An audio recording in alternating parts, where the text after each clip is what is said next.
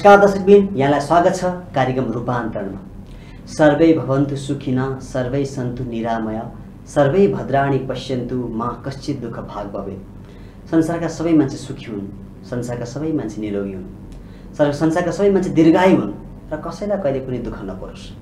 मान्छेले हामीलाई गुरुजनहरूले अथवा जो हामी सङ्गत गर्दै जान्छौँ उहाँहरूसँग सङ्गत गर्दाखेरि सबैजना मान्छेको हित चिताउ भनेर भन्ने हुन्छ। यसो हेर्दाखेरि अर्काको हित किन चिताउनु पर्यो, आफ्नै हित चिताए हुँदैन जस्तो लाग्छ। तर अद्वैत वेदान्तमा जब हामी वेदान्तमा पुग्छौँ त्यहाँनिर के देखिन्छ भनेदेखि यहाँ तिमीभन्दा बाहेक अरू कोही नै छैन। त्यो अरू भनेकै तिमी हौ र तिमीभित्रै अरू छ। यत् पिण्डे तत् ब्रह्माण्डे भन्छ, तिम्रो शरीरमा जे छ त्यो ब्रह्माण्डमा छ र तिमी नै तिम्रो विस्तार हो संसार। अहम ब्रह्मास्मि, जगद्गुरु शङ्कराचार्यले जुन घोषणा गर्नुभएको छ, अहम ब्रह्म, म नै ब्रह्म हुँ। अनि त्यो ब्रह्म, आखिर त्यो ब्रह्मभित्र सारा संसार अटाउँछ भनेपछि त्यो संसारमा अरू भन्ने मान्छे छैन यहाँ। अनि अर्काको हित म नै विभिन्न रूपमा गएको छु भनेपछि उसको हित होस्, उसको स्वास्थ्य राम्रो होस्, ऊ दीर्घायु होस्, ऊ जीवोस्, ऊ बाँचोस् भन्नाले म पनि त्यहाँभित्र पढ्छु र मैले मेरै लागि कामना गरेको हुँ भन्ने कुरा जुन दिन बोध हुन्छ त्यो दिन हामी वास्तविक ध्यानको अवस्थामा पुग्न सक्छौँ। यो कुरा मैले त फगत तपाईँको चाहिँ व्याख्या गरेँ भने, तर त्यो बोध हुनु भनेको चाहिँ चान्सुने कुरा होइन।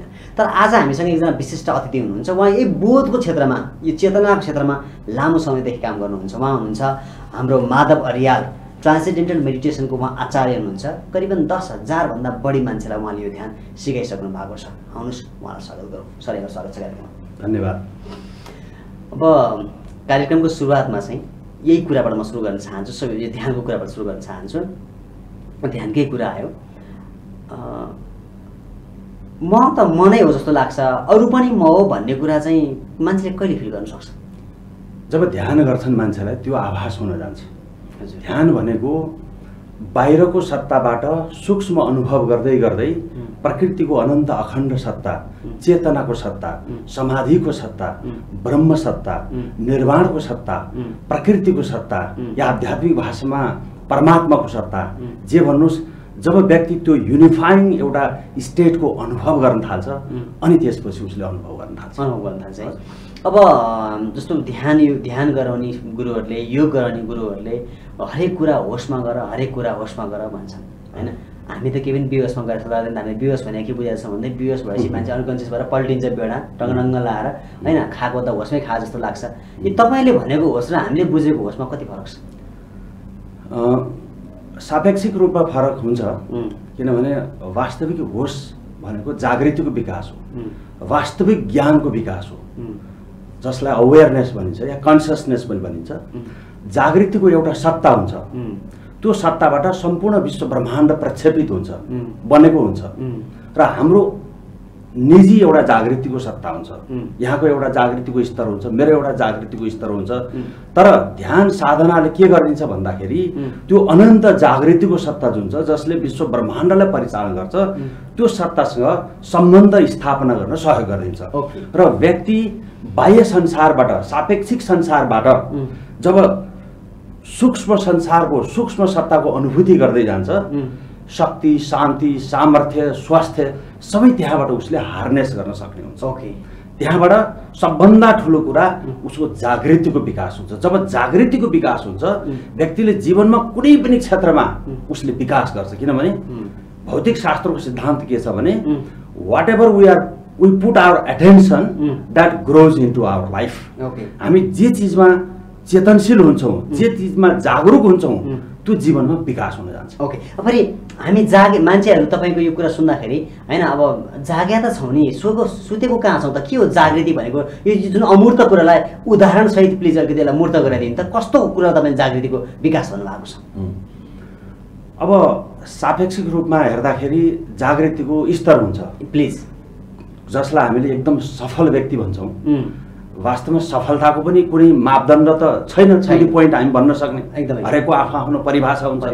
त्यस्तै जागृतिको पनि एउटा स्तर हुन्छ। जस्तो ढुङ्गो माटोको एउटा जागृति हुन्छ, नगन्य जागृति, कीट पतङ्गहरूको जागृति हुन्छ, वनस्पतिहरूको जागृति हुन्छ, जनावरहरूको जागृति हुन्छ, हात्तीको जागृति हुन्छ, डल्फिनको जागृति हुन्छ, बाँदरको जागृति हुन्छ, मुसाको जागृति हुन्छ एउटा स्तरको। त्यस्तै जसलाई हामीले अविकसित व्यक्ति भन्छौँ, उसको एउटा जागृति हुन्छ, अथवा जसलाई हामी अत्यधिक उच्चस्तरीय सफल व्यक्तित्व भन्छौँ उसको एउटा जागृति हुन्छ। त्यसैले जागृतिका स्तरहरू हुन्छन्। त हाम्रै लाइफमा पर्सनल जीवनमा पनि हाम्रो जागृतिको स्तर हुन्छ। कहिले कुन खालको स्तर हुन्छ, कुनै बेला कुन खालको स्तरको विकास भएको हुन्छ, कुनै बेला अत्यधिक हायर लेभलको विकास भएको जसलाई इन्लाइटनमेन्ट भन्छौँ, हामी मोक्ष भन्छौँ, समाधि भन्छौँ। त्यसैले यी स्तरहरू हुने हुन्छन् र यसको विकास गर्न सक्छ कुनै पनि मानव जातिले। ध्यान, वास्तविक ध्यान, वैज्ञानिक ध्यान, जुन प्रमाणित ध्यानका विधिहरू छन् ती विधिहरूबाट आफ्नो बाहिरको कन्सियस अवेरनेस जुन हुन्छ, सचेत जागृति जुन हुन्छ, त्यसलाई भित्रको अनन्त अखण्ड जुन जागृति हुन्छ त्यसको सम्पर्कबाट जोसुकै व्यक्तिले पनि आफ्नो चेतनाको विकास गर्न सक्छन्। ओके, त्यो जागृति गराउने कला चाहिँ के हो? त्यो जागृति नहुँदा चाहिँ के हुन्छ र हुँदा कस्तोसम्म हुन सक्छ? मलाई लाग्छ सबभन्दा यो धरतीमा सशक्त जागृति विकास गर्ने विधि प्रविधि भनेको ध्यानको विधि हो। ओके, र मैले भने कि जब ध्यान वैज्ञानिक हुन्छ भने उसले सूक्ष्मतम सत्ताको, भौतिक शास्त्रको एउटा सशक्त सिद्धान्त के छ भने प्रकृतिमा जहिले पनि सूक्ष्म सत्तामा शक्ति हुन्छ। Finer layers in nature are always powerful than the surface level of the object. हाम्रा विचारहरू पनि ऊर्जाकै एउटा रूप हो, पदार्थकै एउटा रूप भन्दा हुन्छ। त्यसैले हाम्रा विचारहरू पनि जति सूक्ष्ममा जान्छन् त्यति शक्तिको भण्डारमा जान्छन्। जब हामी अति सूक्ष्म सत्ताबाट सोच्न सक्ने भन्छौँ हाम्रो जागृतिको विकास हुन्छ, होसको विकास हुन्छ जुन यहाँले भन्नुभयो। त्यसैले यो ध्यानको विकास, ध्यानको अभ्यास गर्नु भनेको जागृतिको विकास गर्नु हो, सूक्ष्म सत्ताको सामर्थ्यलाई जीवनमा हार्नेस गरेर त्यसलाई उपयोगमा ल्याउनु हो। र मैले चाहिँ अब अन्य ध्यानहरूको मलाई सबै अनुभव छैन, किनभने एउटा व्यक्तिलाई दर्जनौं सयौं ध्यानहरू छन् अहिले समाजमा, त्यो स्वाभाविक रूपले थाहा हुन्छ भन्ने कुरो हुँदैन। तर म चाहिँ ट्रान्सेन्डेन्टल मेडिटेसन या भावातीत ध्यानको प्रशिक्षकको नाताले म भन्छु सबै ध्यानहरू भावातीत हुने नै हो, विचारबाट पर हुने हो, सूक्ष्म सत्ताको अनुभूति गर्ने हो, आत्मसत्ता या चेतनाको सत्तालाई बाहिर उजागर गर्नमा हुन्छ। र त्यो भावातीत ध्यानमा भावलाई छोडेर, विचारलाई छोडेर जब हामी भित्र हुन्छौँ व्यक्तिले आफ्नो सामर्थ्य विकास गर्न सक्छन्। चाहे यो स्वास्थ्यमा हो या समृद्धिमा हो या आनन्दमा हो, जीवनको कुनै पनि लक्ष्य प्राप्ति गर्नमा हो, जेसुकै चिजको लागि पनि यसले रुखको जरामा मलपानी हालेर सिंचित गरेर रुखलाई लटरम्म फलाउने जस्तो त्यो हिसाबले यसले काम गर्छ। र ध्यान नै यसको सशक्त विधि हो भनेर म यहाँलाई भन्न चाहन्छु। प्लिज, अब यो जागृतिकै कुरा गर्दाखेरि चाहिँ जस्तो चाहिँ एउटा मान्छे हैन, तपाईको चाहिँ म चाहिँ जागरुक छु भनेर चाहिँ हैन, म जागरुक बन्न चाहन्छु भन्न पर्यो भनेदेखि चाहिँ ध्यान भन्दा बाहेक अथवा ध्यानको पनि मैले भन्न खोजेको ध्यान चाहिँ आँखा चिम्लेर बसेको जुन ध्यान छ त्यो भन्दा बाहेक अन्य अवस्थामा पनि जागरुक बन्न सक्छ। विधि के हुन सक्छ? विधिहरू धेरै छन् अरू पनि, जस्तो अब कोही व्यक्ति प्रकृतिसँग आबद्ध हुन सक्छन्, प्रकृतिसँग कम्युन गर्न सक्छन्। उनीहरू आँखा चिम्ब गरेर आफ्नै स्टाइलले कुनै पनि एउटा विधिबाट आनन्दित हुन सक्छन्। कोही सङ्गीतमा लीन हुन सक्छन्, कोही कसैले आफ्नै गरिरहेको काममै उनीहरू अत्यन्तै सजगतापूर्वक गर्न सक्छन्। त्यहाँबाट पनि व्यक्ति विकास हुन्छन्, विकसित हुन्छन्। त्यस्तै गरेर ध्यान भनेको के हो भन्दाखेरि अब यो गर्नु त्यो गर्नु त्यहाँ जानु भन्नुभन्दा ध्यान भनेको एउटा क्रमबद्ध विधिसम्मत वैदिक ऋषि महर्षिहरू, विशेष गरी हामीले आद्य शङ्कराचार्यको परम्परा जो अद्वैत परम्पराको विधि विधान अनुसार हामीले सिकाउने भएको कारणले महर्षि महेश्वरी जो भावातीत ध्यान ट्रान्सेन्डेन्टल मेडिटेसनका प्रतिपादक हुनुहुन्छ उहाँले एउटा क्लियर कट आउटलाइन दिनुभएको छ। यसरी हामी चाहिँ अगाडि जानुपर्छ, यसरी सिकाउनुपर्छ, यसरी हाम्रो मानसिक क्रियाकलापलाई शान्त गर्न सकियो र अनन्त अखण्ड जुन जागृतिको सत्ता छ, चेतनाको सत्ता छ, जुन आज विज्ञानले प्रमाणित गरेको छ कि विश्व ब्रह्माण्डलाई चलाउने सत्ता भनेकै यही चेतनाको, यही ग्राउन्ड स्टेट हो, यही हाम्रो ब्याकग्राउन्ड हो, पृष्ठभूमि हो। त यसलाई अनुभव गर्ने जुन एउटा विधि छ भावातीत ध्यानको, यसले सिधै त्यो चेतनाको सत्तालाई हाम्रो बाहिरको जीवनमा सुख शान्ति समृद्धि हासिल गर्नको लागि विकास गर्ने हुन्छ भनेर म भन्न चाहन्छु। विधिहरू कयौं हुन्छ। अब वैज्ञानिकहरूको विभिन्न अवधारणा छ संसारमा, सृष्टिमा। कसैले पहिला पदार्थको उत्पत्ति भयो अनि पदार्थपछि चाहिँ भने बल्ल चेतना आयो भन्ने कुरा गर्छन्। अब यता अध्यात्मवादीहरूले चाहिँ पहिला चेतना थियो भन्ने कुराहरू गर्छन् हैन। त्यो जुन चेतना, जुन होसको कुरा छ, त्यो चेतना वास्तवमा चाहिँ हो के? त्यहाँसम्म पुग्न चाहिँ कसरी पुग्न सकिन्छ त्यहाँसम्म? यहाँले राम्रो प्रश्न गर्नुभयो। वास्तवमा चेतना या जागृति, कन्सियसनेस यो चाहिँ एउटा ज्ञान हो। ज्ञान नै वास्तवमा यही हो। हामीले ज्ञान भनेर स्कुल कलेजमा लाइब्रेरीमा पाइने पुस्तकहरू इन्टरनेटलाई भन्छौँ, यो गलत कुरा हो। त्यो जानकारी मात्रै हो, यो सूचना मात्रै हो। धेरै पढेर कोही मान्छे ज्ञानी बन्छ भन्ने कुरो चाहिँ त्यति उचित हुँदैन। तर जब व्यक्तिले आफ्नो चेतना जगाउँछ, जागरुक बन्छ, चेतनाको सत्तालाई अनुभूति गर्छ भने त्यो व्यक्ति ज्ञानी बन्छ। म यहाँलाई भौतिक शास्त्रको एउटा दृष्टिकोण दिन चाहन्छु र यहाँले जुन भन्नुभयो अध्यात्मले चाहिँ चेतनालाई पहिला आएको भन्छ या भौतिकवादले चाहिँ पदार्थलाई आएको भन्छ र अहिले भर्खरैका अनुसन्धानहरू विशेष गरी विज्ञानमा क्वान्टम फिजिक्स, क्वान्टम भौतिकीका सिद्धान्तले के भन्छ भन्दाखेरि पदार्थले चेतना बनाउँछ भन्ने कुरो यो गलत कुरा हो। चेतनाले हरेक चिज बनाउँछ। जस्तो चेतनाकै कारणले गर्दाखेरि तपाईँ हामी राति सुतिरहेको बेलामा पनि हाम्रो रगत दौडिरहेको हुन्छ, कपाल उम्रिरहेको हुन्छ, हाम्रो श्वास प्रश्वास चलिरहेको हुन्छ, हामी त केही गर्दैनौँ, तर चेतनाको सत्ताले यो सारा गरिरहेको हुन्छ। र विज्ञानको हिसाबले हेर्ने हो भने मैले अघि पनि यहाँलाई निवेदन गरेँ कि पदार्थको सृष्टिमा कुनै पनि पदार्थको सूक्ष्म सत्तामा शक्ति हुन्छ। एकदम पक्कै पनि। अब वैज्ञानिकहरूले यसलाई बडो सिस्टमेटिक ढङ्गले विश्लेषण गरे उनीहरूले। पक्कै पनि। जस्तो तपाईँले एउटा महान भौतिक शास्त्रीलाई सोध्नुभयो कि भौतिक शास्त्रीज्यू मेरो शरीर कसरी बनेको हुन्छ, त उनीहरू सिधै यहाँलाई भनिदिन्छन् तपाईँका शरीर करोडौँ करोडौँ सेलहरू मिलेर बनेको हुन्छ र एउटा सेलभित्र तपाईँको होल बडीमा जे काम हुन्छ त्यही काम हुन्छ। र यहाँले फेरि सोध्नुभयो सेल कसरी बनेको हुन्छ, उनीहरूले भनिदिन्छन् यहाँलाई कि सेल डिएनए आरएनए मिलेर बनेको हुन्छ, बाट बनेको हुन्छ।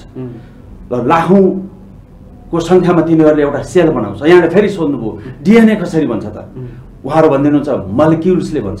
मलिक्युल भनेको के हो? अत्यन्तै सूक्ष्म सत्ता हो यो, जहाँ हरेक चिज मर्ज अलमोस्ट भइसकेको हुन्छ। मलिक्युल कहाँबाट बन्छ भनेर यहाँले सोध्नुभयो, एटमबाट बन्छ भनेर उहाँहरू भनिदिनुहुन्छ। हामीले बाल्यकालदेखि पढ्दै सुन्दै आइरहेको एटम बहुत शक्तिशाली हुन्छ, एटम बम बडो आश्चर्य लाग्न सक्छ। हामी सबै एटमबाट बनेका छौँ। एटम कहाँबाट बनेको छ? न्युक्लियसबाट बनेको छ, न्युट्रोन प्रोटोन इलेक्ट्रोनबाट बनेको छ। र यिनीहरू सब एटोमिक पार्टिकल्स भन्छन् वैज्ञानिकहरू, एनर्जी पनि भनिन्छ यसलाई। यसका धेरै नामहरू छन्, क्वार्क्स, मेसन, बोसन्स, लेप्टन्स, ग्लुओन्स, विभिन्न नामहरूले। अहिले उनीहरूले के भने पदार्थ समाप्त भइसक्यो, अब तरङ्ग मात्रै बाँकी हुन्छ।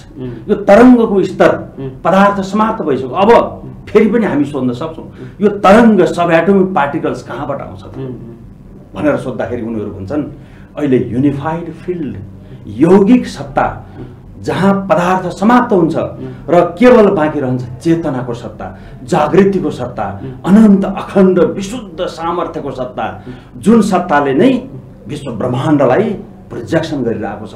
र यो सत्तालाई थाहा नहुने केही पनि हुँदैन। तपाईँको शरीरमा कति थोपा रगत छ, तपाईँको कपाल कतिवटा छ, रौँ कतिवटा छ, तपाईँको दाँत कहिले झर्छ, तपाईँ धरतीबाट कहिले जानुहुन्छ, हर चिज पर्फेक्ट कम्प्युटिङ सिस्टममा त्यहाँ रेकर्ड हुन्छ सबै चिजहरू। त्यसैले हामी भन्छौँ नि पाप गऱ्यो भने त्यसको फल भोग्नुपर्छ भनेर, यो सही कुरा हो वास्तवमा।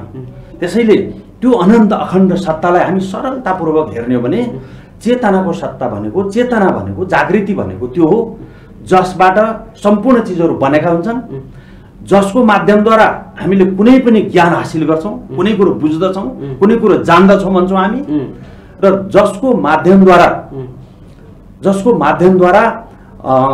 सबै चिज देखा पर्छ। विश्व ब्रह्माण्डमा जति पनि अब्जेक्टहरू छन्, विश्व ब्रह्माण्ड, सोलर सिस्टम, जति पनि ब्रह्माण्डहरू छन् सबै त्यसैमा देखा पर्ने हो, त्यसको एक्सप्रेसन हो। जसरी आकाशमा बादल आउँछ जान्छ, तर बादलका हरेक कणहरूभित्र आकाश हुन्छ।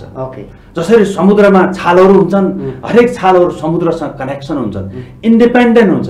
चेतना जहिले पनि स्वतन्त्रतापूर्वक हुन्छ र हामीलाई स्वतन्त्रता दिएको हुन्छ। तपाईँको कुराबाट यो बुझौँ, त्यो जुन तपाईँले इनर्जीसम्मको कुरा गर्नुभयो नि, तपाईँको स्टार्टिङ हामीले चाहिँ सेलबाट हामी झर्दै जब चाहिँ एनर्जीसम्म आइपुग्यौँ, ध्यान भनेको त्यहीँ लाने बाटो होइन। एक्ज्याक्टली।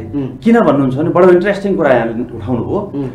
हाम्रा विचारहरूलाई परिचालन गरिन्छ ध्यानमा।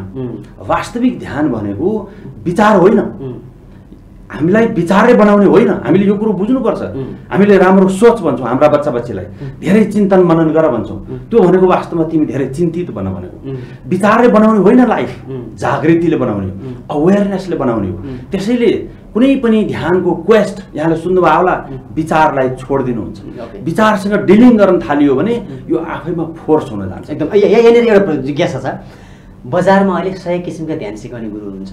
मैले 100 किसिम कम भनेर अझै बढी यो ध्यान गर, त्यो ध्यान गर, यो ध्यान गर, त्यो ध्यान गर। तपाईँले अहिले त विचारबाट बाहिर जाउँ भनौँ, यहाँ यस्ता पनि ध्यान चाहिँ सिकाउने गुरु हुनुहुन्छ जसले कल्पना गर, तिमी एकदम करोडपति भइरहेको छौ, कल्पना सुख शान्ति आइरहेछ वाह भनेर गरिरहनु भएको हुन्छ। कयौँ ध्यानहरू छन्। अब तपाईँको आज 20-22 वर्ष कति वर्ष तपाईँको अनुभव छ, यो अनुभव र अनुभूतिलाई समेटेर र त्यो चिज गरेपछि वास्तवमा मान्छेको जीवन रूपान्तरणको लागि उसको जीवन अगाडि बढ्छ, त्यो ध्यान चाहिँ कुन ध्यान हो त? यो ध्यानको नाम हो भावातीत ध्यान, ट्रान्सेन्डेन्टल। तपाईँले गर्नुभएको भन्नुभएको त होइन नि? होइन होइन, मैले विज्ञान आचार्य भएर यसको चाहिँ प्रमोट गर्नु होइन होइन, म एकदमै साइन्टिफिक माइन्डेड मान्छे हुँ, साइकोलोजिकल माइन्डेड मान्छे हुँ। ओके, मैले कसैले कुनै कुरा यत्तिकै गर्यो भने मलाई त्यो विश्वास लाग्दैन। मलाई प्रमाण चाहियो, रिजल्ट चाहियो, त्यसको प्रोसेस सिस्टमेटिक हुनु पर्यो। अब भावातीत भनेको भाव र अतीत दुईटा पदावली मिलेर बनेको शब्द हो। ओके, भावले विचारलाई जनाउँछ, अतीतले पर हुनुलाई जनाउँछ। विचार छोडिदिने हो, तर कसरी छोड्ने, विचार नगर्नुहोस् भनेर कहिले पनि कसैले विचारलाई छोड्न सक्ने अवस्था हुँदैन। त्यसैले यसमा जुन क्रमबद्धता हुन्छ, सिस्टम हुन्छ एउटा, जो महर्षि महेश योगीले सयौं होइन हजारौं वैज्ञानिक अनुसन्धान गरेर त्यसलाई प्रमाणित गरिदिनु हो। वैज्ञानिकहरूले प्रमाणित गरे र जुन हामीले सिकाउँछौँ, ट्रान्सेन्डिङ भनिन्छ, अङ्ग्रेजी शब्द हो यो। ट्रान्सेन्ड भनेको to go beyond something, anything can be there. त हामी ध्यानमा चाहिँ के हो भन्दाखेरि विचारलाई छोडेर विचार रहित क्षेत्रमा जान्छौँ, जुन कन्सियसनेसको क्षेत्र हो, सूक्ष्म सत्ताको क्षेत्र हो। जब विचारकै क्षेत्रमा हामी यो गर्नुहोस्, विचार गर्नुहोस्, चिन्तन मनन गर्नुहोस् भनियो भने तपाईँ चिन्तित हुनुहोस् भन्नु बराबर हुन्छ। त्यसैले यो क्रुड मेथडहरू हुन्, ध्यानका कच्चा मेथडहरूमा के हुन्छ भने तपाईँ राम्रो सिनको कल्पना गर्नुहोस् या पोजिटिभ थिङ्किङ गर्नुहोस्, नेगेटिभ थिङ्किङलाई हटाउनुहोस्, आउन नदिनुहोस्। त यो केटाकेटी कुरा हो।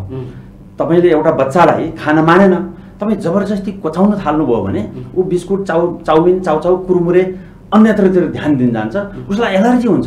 तर तपाईँ फकाएर बुझाएर बाबु तिम्रो नानी तिम्रो चाहिँ शरीरलाई नोरिस दिने यो डाइट हो, यसरी खानुपर्छ, त्यसैले तिमीले चाहिँ किचकिच गर्नु हुँदैन, त यो हिसाबले हामीले साँच्चै नै उसलाई बुझाएर खुवाइन्छ भने ऊ आनन्दित भएर बुझेर खान्छ।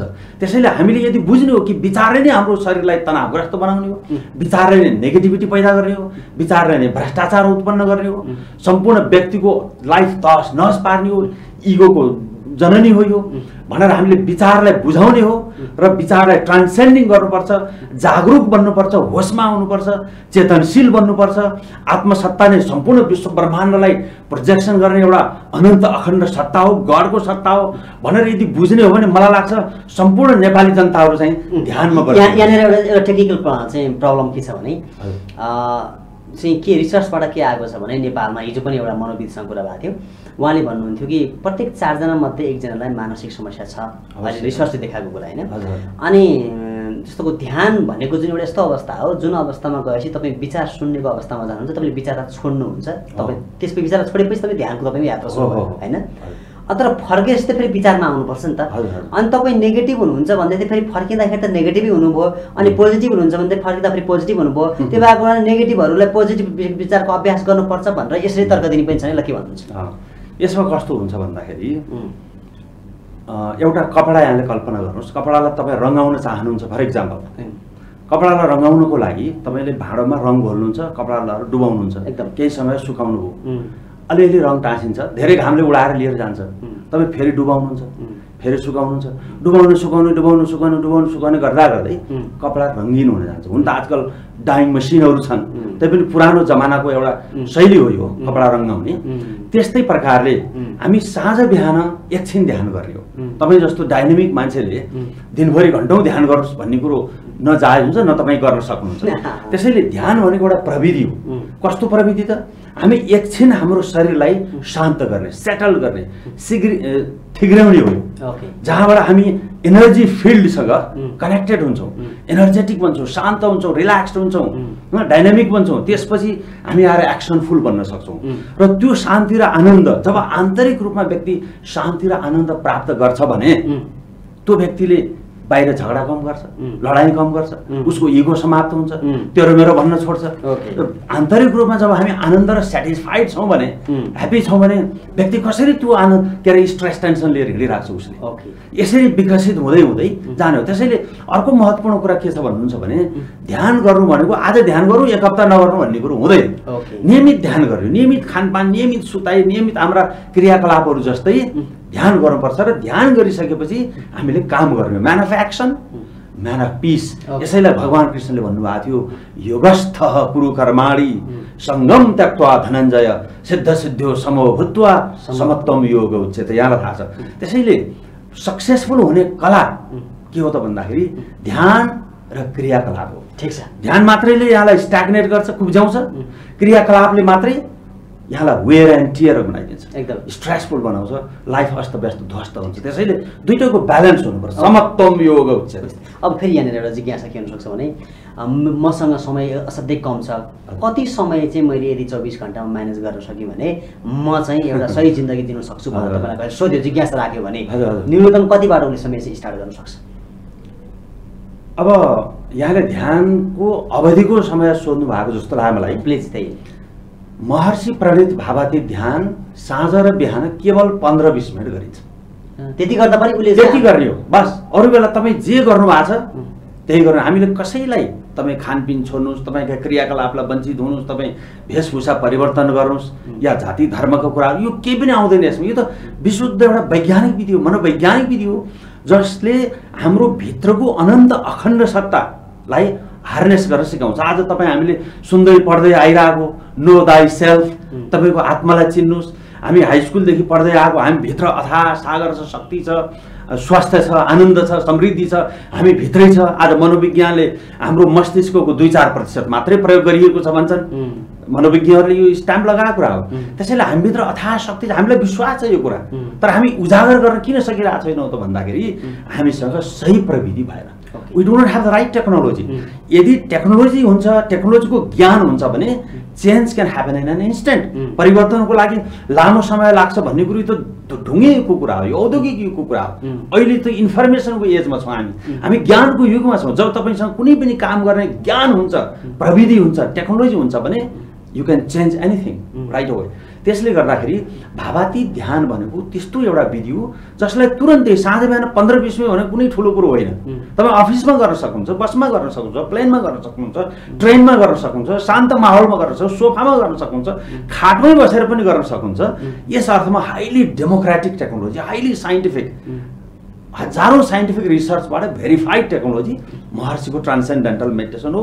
जोसुकै व्यक्तिले जहाँ पनि आरामसँग, हाम्रा केन्द्रहरू छन्, भ्यालीभरि छन्, देशभरि छन्, सम्पर्क गरेर सिक्न सकिन्छ। यसमा कुनै ठिक छ। अब प्रत्येक कुनै न कुनै ठाउँमा जाँदाखेरि चाहिँ मान्छेले टेस्टोमोनियल भन्छ नि, रेफरेन्सहरू कहाँ कसलाई के भएको छ त भनेर सोध्छ होइन।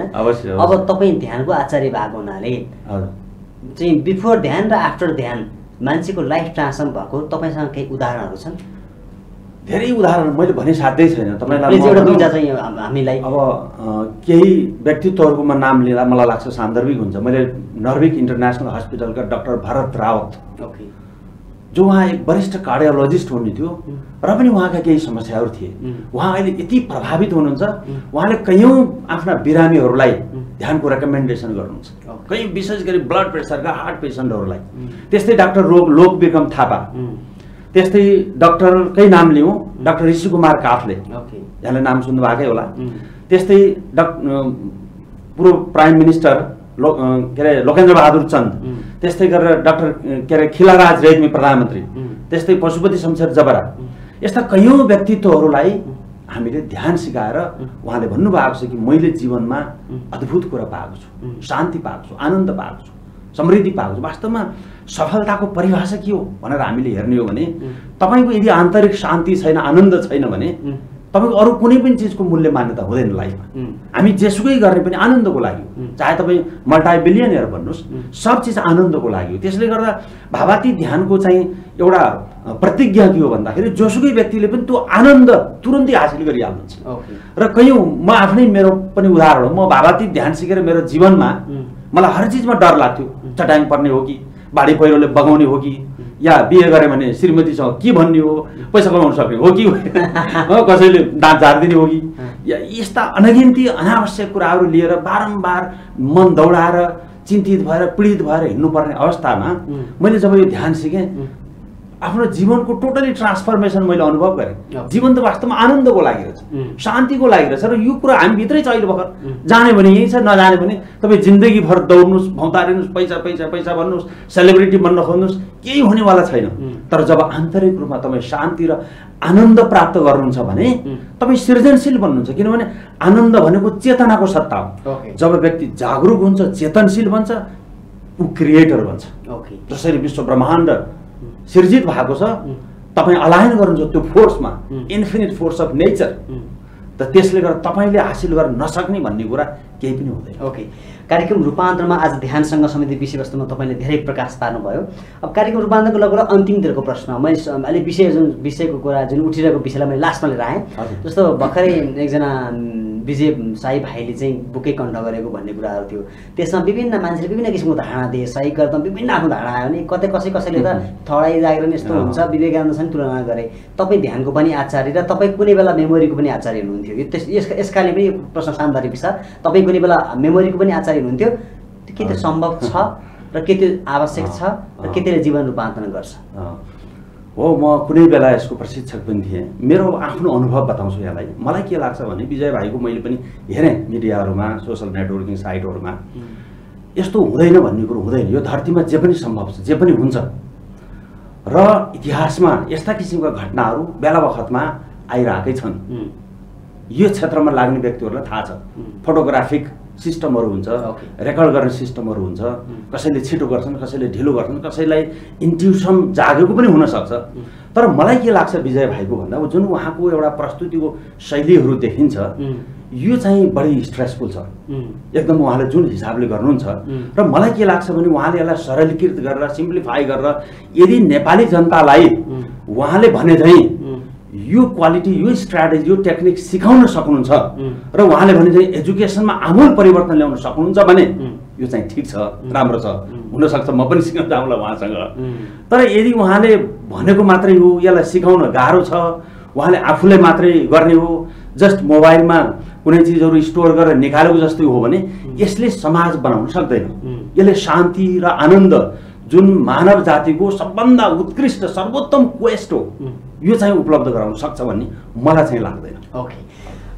जसै पनि कार्यक्रम रूपान्तरणको निर्धारित समय सिद्धिसकेको छ। माधव आर्याल सर, तपाईँसँगको कुराकानी बल्ल स्टार्ट भएको छ, तपाईँलाई फेरि भइरहेको छ, बल्ल तपाईँ पनि बगिरहनु भएको छ, मलाई पनि क्वेसन बगिरहेको छ। तर निर्धारित समय सिद्धिसकेको छ। कार्यक्रम रूपान्तरणको आगामी एपिसोडमा हामी फेरि चर्चा गर्नेछौँ। अहिले हामी बिदा हुन चाहन्छौँ। हस्, धन्यवाद। जसै पनि कार्यक्रम रूपान्तरणको आजको एपिसोड आजलाई यति नै, किनभने हामीसँग निर्धारित समय हाम्रो सिद्धिसकेको छ र हाम्रो अतिथिसँग धेरै कुरा छन्। आगामी दिनमा फेरि हामी उहाँसँग ध्यानको विषयलाई लिएर, जीवन रूपान्तरणको विषय लिएर हामी कुरा गर्ने नै छौँ। तबसम्मको लागि कार्यक्रम प्रस्तुता म विद्रुफ यहाँ र आजका हाम्रो अतिथि माधव आर्याल, हामी दुवैजना बिदा हुन चाहन्छौँ। हस्, नमस्ते।